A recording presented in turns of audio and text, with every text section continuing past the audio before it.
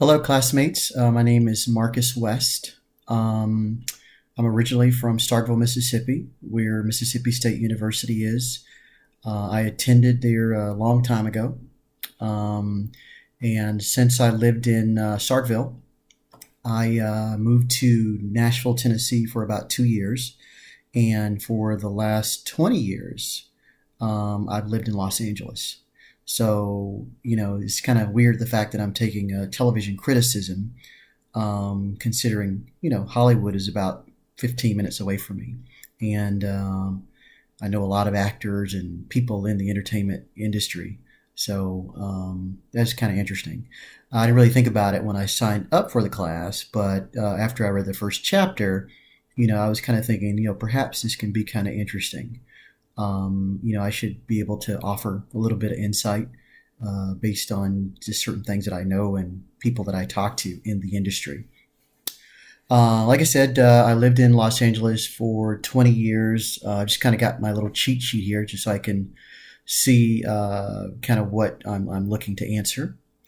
Like I said, I'm from Starkville. My major is interdisciplinary studies. I'm a senior, so after this semester, I have one more semester, and then I'm done with my degree program. My three interests: probably watching my son play baseball, working out, and going to the movies. I love movies, so this is gonna be fun. Hopefully, um, about television. So my top three television shows are Chicago PD, Chicago Fire, and The Good Doctor. Probably in that order. Um, I don't watch a lot of television, but I do like to record those shows so that I can watch them later, and sometimes more than once. Those are my favorite shows. So, um, my favorite type of television show, I don't think I really have a certain type. I guess if I had to, maybe some type of suspense. When I watch a television show, I try to predict what the outcome is going to be. Um, not so much in Chicago Fire, but in a suspense kind of television show. And there's like some killer or some big mystery within the television show. I try to figure out who did it at the very beginning just by just watching their mannerisms and just certain things that people say. Sometimes I wonder if the actors actually know who the killer is, or maybe they do that particular scene before they actually do the killing scene so that they can all seem kind of honest and not kind of give it away. So that's probably my favorite type if I had to choose one.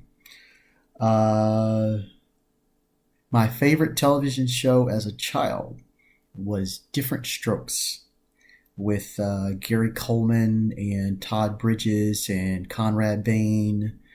I forgot Kimberly's name, but that was my favorite show. So that was kind of cool. And I actually got to meet Todd Bridges once when I came to California. Actually, when I first got here, maybe like in the first 2 or 3 years.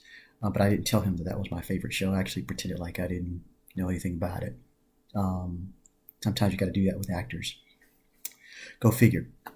Um, so I don't hate any shows that I can think about. Hate is such a strong word.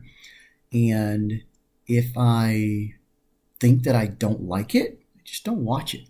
You know, it's not like back, when I was growing up and you just watch whatever was broadcast on television. And if you didn't like it, then, you walked away. Now you just, I DVR everything. So if I don't like something, I don't, I don't record it. So I don't hate anything. Not that I can think of. Um, what about the class? So why are you interested in studying TV? I'm not really interested so much about studying TV now. I'm basically just taking it so that I can, earn my credits. for my degree. But now that I think about it, I because I had a choice in terms of the curriculum and the courses that I was going to take in a certain area. And I probably chose television criticism because I'm here in California. I know a lot of directors and producers. So I just thought that something like this would be potentially interesting. My best friend and business partner is actually writing a movie. He's writing a script right now for a movie. And he and I talk about movies quite a bit. So, it's kind of like I'm a critic even before taking this class because, like every time we watch a movie, he'll say, "Hey, so did you like that movie or did you not like it?" I say, "Oh, I liked it." He's like, "What'd you give it? 7, 1 to 10." And I'll say 7. He goes, "Okay, why?" And, if you think about it, you start telling him why you actually thought it was a 7 or whatever the score was. You actually had to think about, what you liked about the movie. If it was boring, if it had a lull, if it was dynamic. I like a dynamic movie, up and down. Nothing too mundane. It kind of bores me. So I'm kind of interested to see the different methodologies that TV critics actually implement. When they critique a movie. I was at Siskel and Ebert or something like that a long time ago, where they would give it a certain score, and if I agreed with them, then I didn't really challenge what they were saying. But if I didn't agree, then I was like, well, who are these guys? Who's to say that their opinion, like the first chapter said, it's subjective, that their opinion actually means anything. It's just their opinion, no more, no less. But we know that it's subjective, right? According to chapter 1. And we also know that it's persuasive.